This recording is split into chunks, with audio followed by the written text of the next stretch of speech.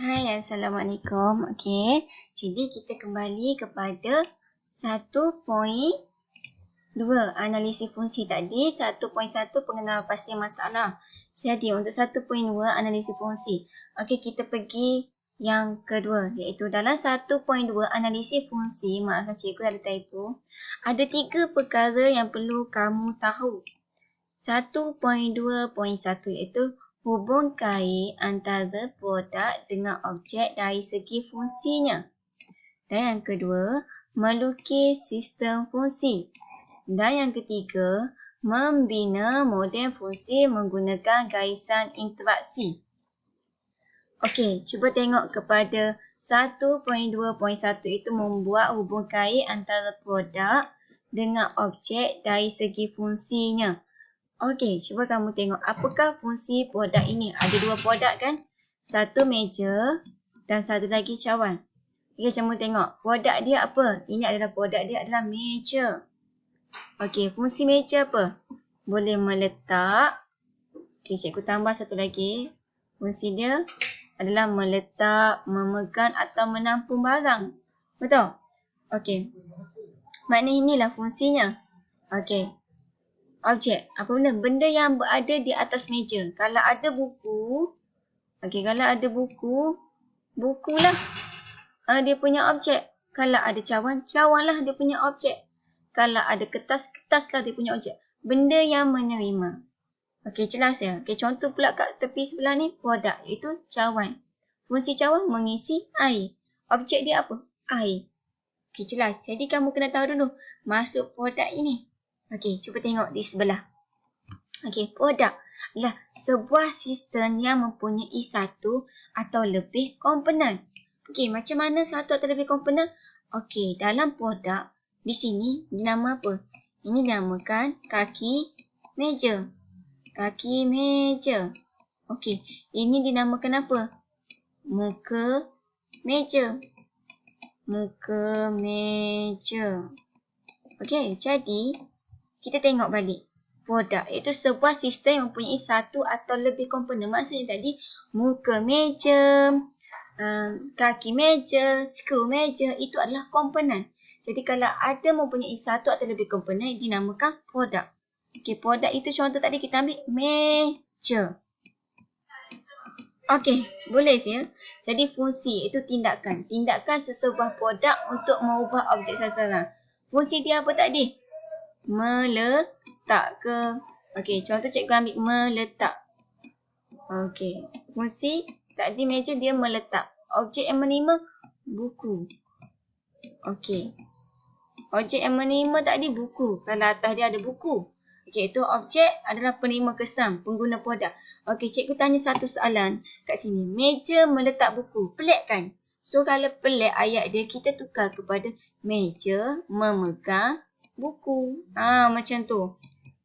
Okey. Kalau tak sesuai memegang, kita buat meja menampung buku. Lagi better kita tulis meja memegang buku. Sebab apa? Buku dah atas meja. Meja yang memegang buku.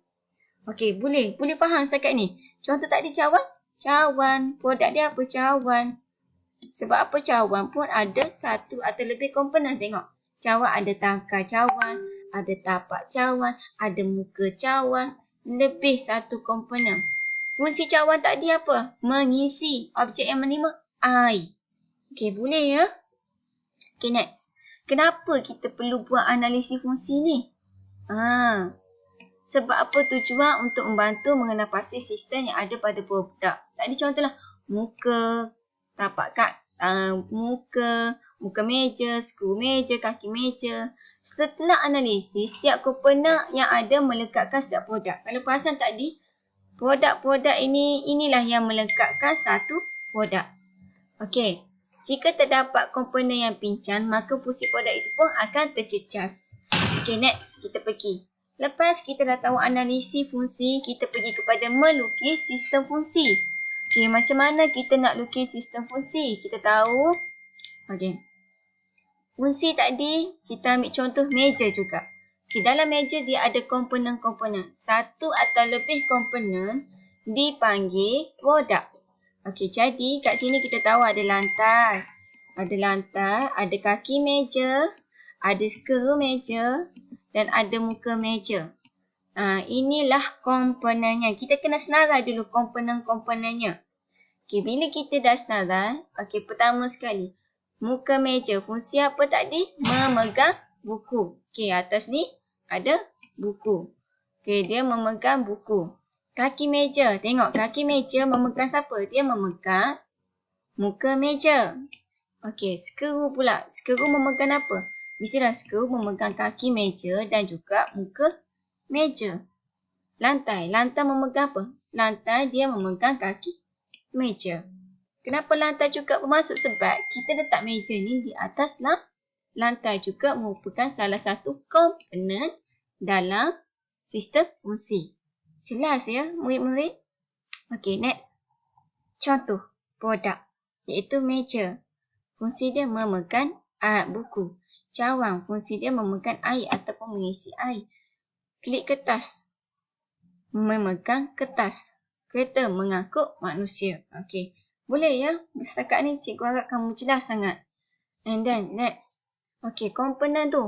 Komponen merupakan bahagian kecil yang berfungsi untuk menyokong sesuatu produk.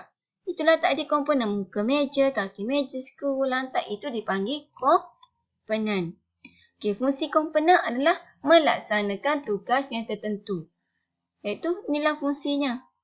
Sama tadi. Okey, cikgu tak nak kamu confuse ya. Okey, tadi fungsi produk. Produk, fungsi dia memegang buku. Fungsi produk. Okey, dalam produk dia ada komponen dia. Ini pula.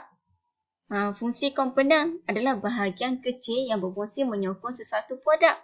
Ini kan dia menyokong meja tadi, menyokong produk. Produk itu meja. Fungsi komponen. Ini. Setiap komponen ini ada fungsi dia. Okey. Jadi, untuk melekatkan sistem fungsi, ini yang dipanggil sistem fungsi ni. Inilah muka meja, fungsi dia memegang buku.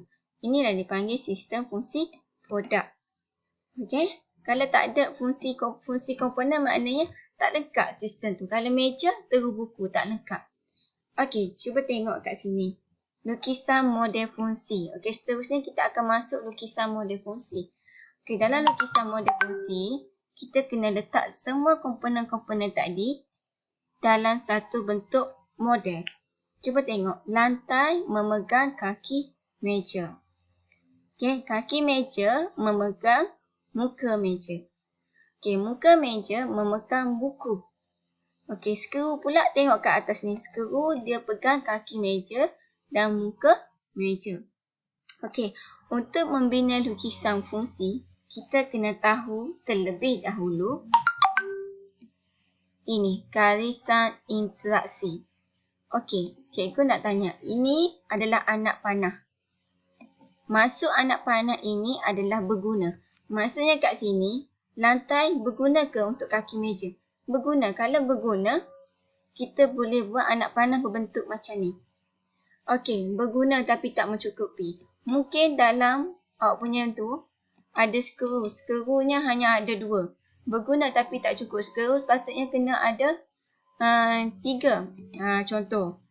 Berguna atau berguna tetapi melebihi. Okey, sepatutnya skru ada 3 je tapi dia tambah hingga 6.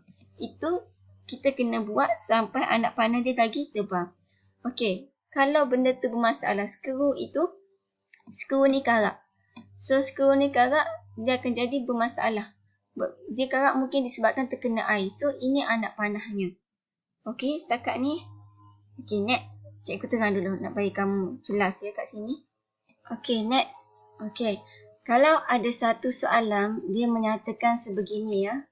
Okey, nyatakan lukiskan satu lukisan sistem fungsi dalam berserta dengan setiap fungsi komponen meja yang berada dalam keadaan yang baik dan cekap. Maksudnya bila ada dalam keadaan baik dan cekap, maknanya garisan macam ni kita tak perlu buat. So hanya kita boleh guna garisan anak panah yang nipis dan untuk berguna, dan lukisan anak panah putus-putus atau lukisan anak panah yang tebal. Okey, ni contoh lukisan satu fungsi komponen meja yang berada dalam keadaan yang baik dan cekap. Okey, bila kalau dia ada masalah, okey, mungkin skru tak cukup. Okey. So, model fungsi juga boleh menggambarkan keseluruhan hubungan kait antara komponen dengan kesannya dalam satu sistem. Menunjukkan satu model fungsi bagi sebuah meja yang bermasalah. Bila ada masalah, kita kena guna anak panah yang bermacam ni. Okey, ni contoh. Sama. Okey, adakah lantang memegang kaki meja berguna atau tidak? Okey, berguna. Kita buat anak panah. Okey, kaki meja memegang buku meja. Berguna tapi tidak mencukupi. Mungkin kaki meja kena banyak lagi. Okey, muka meja berguna tak memegang buku? Berguna tapi tidak mencukupi. Tak kisah. Kalau awak rasa mungkin lagi better tulis berguna saja. Ini nak menunjukkan masalah. Mungkin muka meja tu tak cukup besar. Itu yang berguna tapi tak mencukup. Kita nak menunjukkan satu sistem tu ada masalah. So, skru. Mungkin skru tak cukup. Sebab itu berguna tapi tidak mencukupi. Dan skru juga berguna tapi tak mencukupi. Okey. Bermasalah.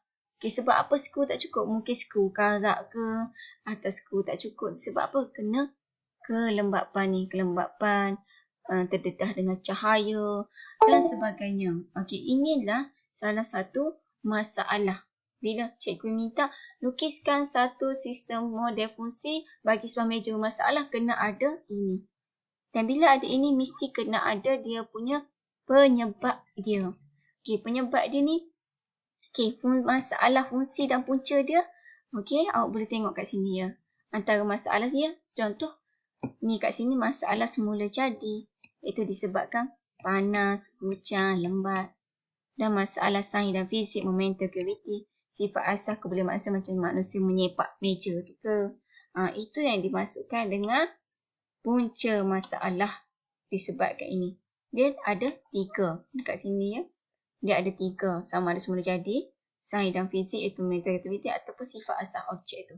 Cikgu harap sangat kamu jelas dengan penerangan cikgu ni ya.